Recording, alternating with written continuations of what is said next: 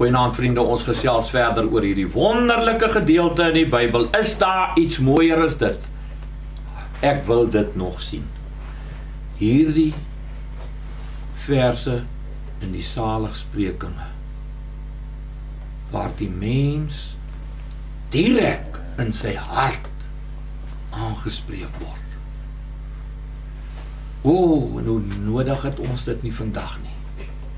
Vriende, gaan jy nou vanaand, waar jy ook al na hierdie boodskap kyk, jou hart oopmaak vir Jesus. Dit het niks te doen met wat jy glo, dit het niks te doen met wat jy doen nie, dit het bedoel, waar is jou hart?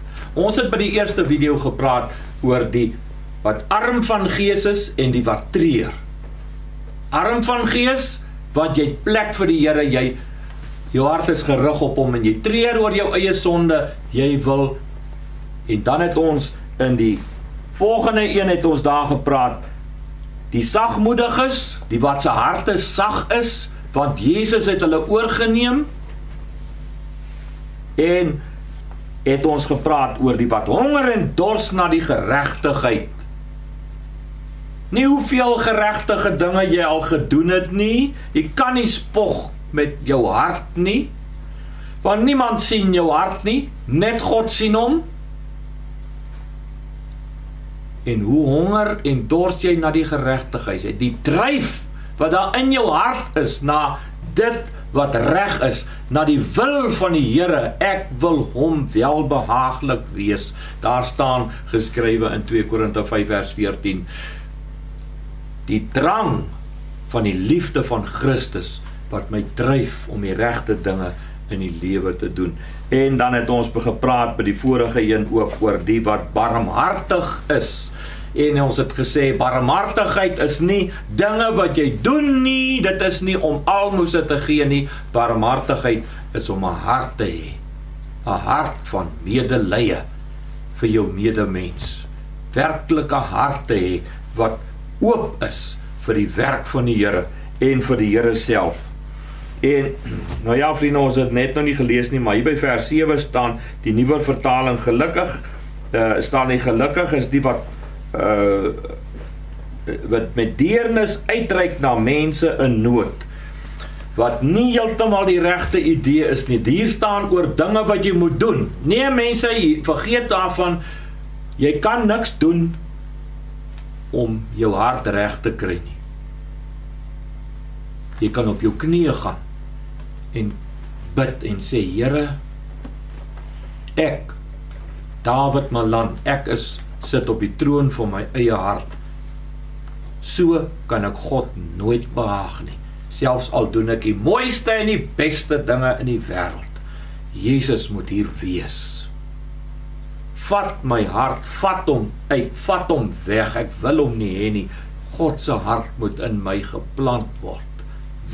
Dis wedergeboorte. Nou vriende, gaan ons aan, ons kom nou by die, dink ek nou by die 6de een, as ons by vers 8 lees, salig is die wat rein van hart is, want hulle sal God sien. Rein van hart.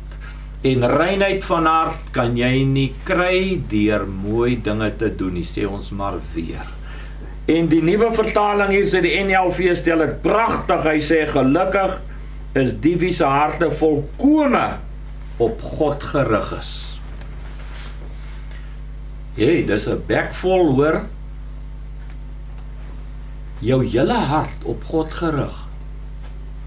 Nie net vir 'n 3/4 uur Sondagoggend nie, of vir daai 5 minute wat jy Bybel lees in die aand nie.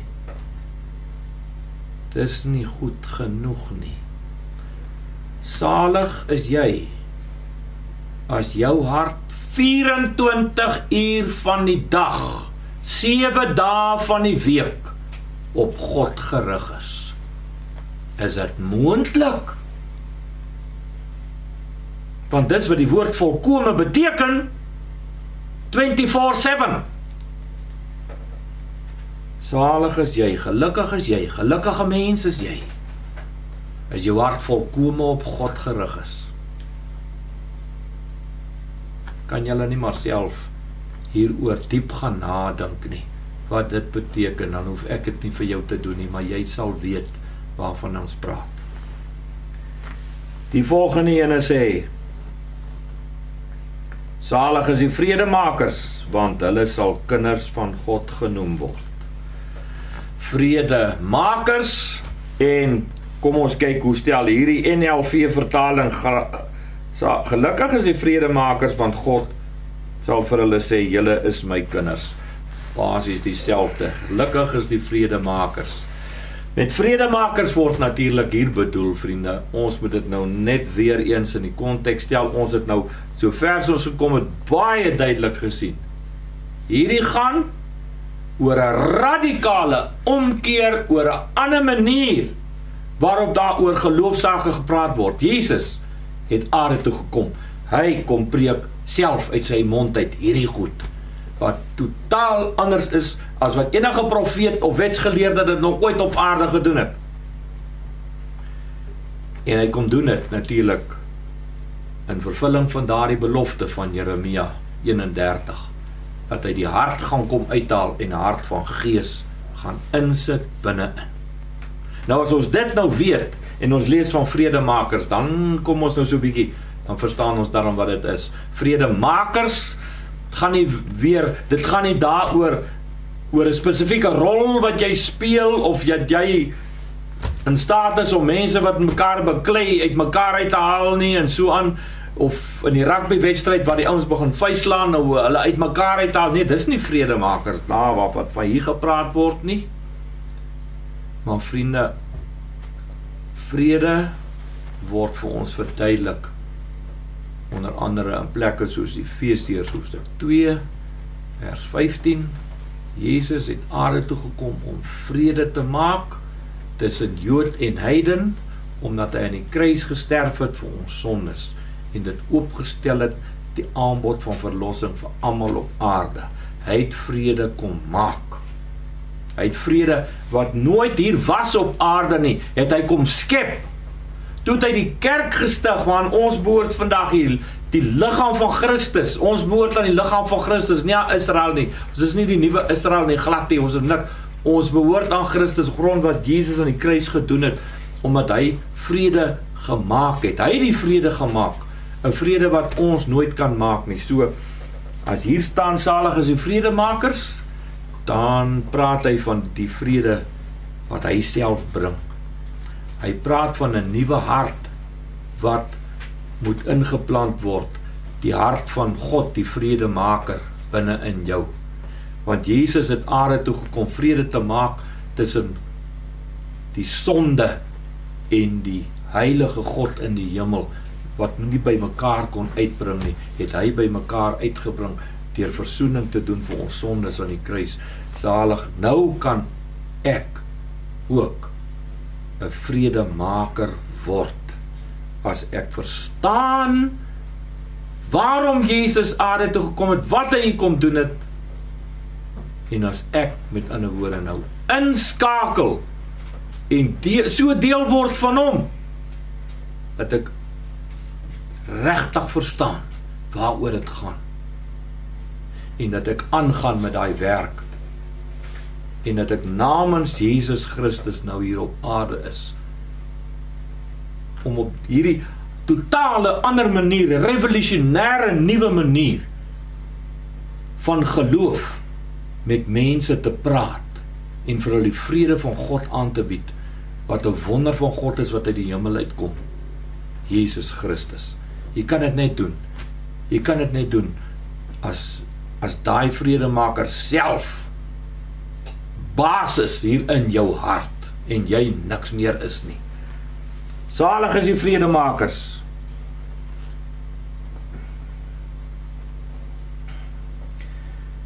Want hulle sal kinders van God genoem word. Dan sê die volgende, en salig is die wat vervolg word, terwille van die geregtigheid, want hulle behoort die koninkryk van die hemele. Vervolg terwille van die geregtigheid. Die sien vriende, hierso waar Jesus hier gepraat het, die koninkryk toe nog nie gekom nie, Jesus kom die koninkryk vir hulle aanbied, maar die koninkryk nog nie gekom nie.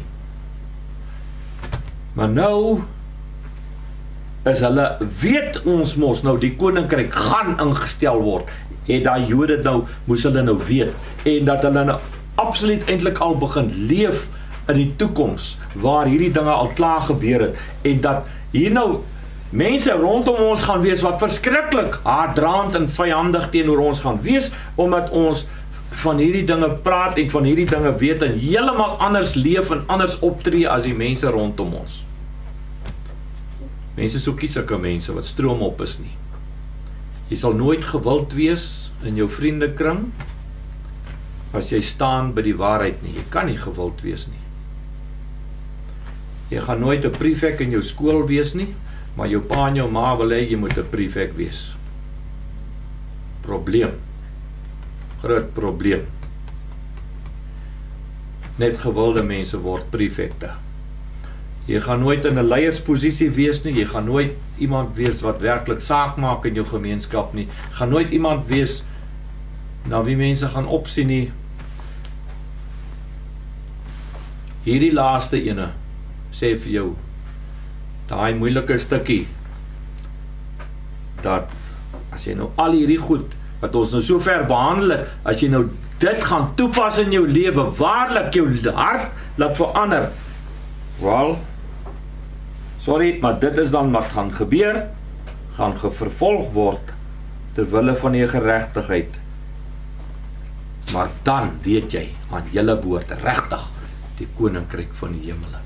En dan in ons taal vandag, wat lede is van die liggaam van Christus, aan ons behoort ons plek in die hemel. Ons erfenis in Jesus Christus is vas en seker en gewaarborg, absoluut gewaarborg. Efesiërs 1 vers 13 wat sê, die Gees is vir ons die onderpand en die waarborg vir dit wat God aan ons gegee het. Vriende, daarmee kom ons nou hier aan die einde van hierdie gedeelte oor die saligspreking. Dit gaan oor die vervulling van die belofte van Jeremia 31, die nuwe hart. En ek gaan nou vanaand vir jou uitnooi. Wil jy nie vanaand hierdie saak met jou Here regmaak nie? Hierdie is ongelukkig nie 'n selfdoen ding nie. Daar is niks wat jy kan doen. Daar is geen voorskrifte nie. Ek kan nie vir jou 'n metode gee, punt A, B, C, D, wat jy moet doen om hierby uit te kom. Jy sal op jou knieë gaan staan in jou binnekamer. Here, ek weet nog nie so seker of hierdie hart, as ek so myself beoordeel, as ek kyk hoe ek praat met mense, as ek kyk wat er dinge vir my van maandagoggend af belangrik is, en wat ek doen, en hoe ek optree, kom ek agter, daai hart, die ou hart, die is nog meer van die ou hart in my, as van die nuwe hart. Here, ek het u hart nodig, ek het u hart in my lewe nodig. Ek wil hê dat mense dit aan my sal sien, dat ek volkome aan Jesus Christus behoort. Jesus Christus, wat aan die kruis vir ons sondes betaal het, en daarna opgestaan het in 'n nuwe lewe. Hy leef, hy hoor jou as jy met hom praat, hy is daar, hy wag vir jou. Dit is waar ons 'n nuwe hart kry, net daar, daar is geen ander plek nie. Mag die Here jou daarin baie ryklik en oorvloedig ontmoet. Ons praat verder.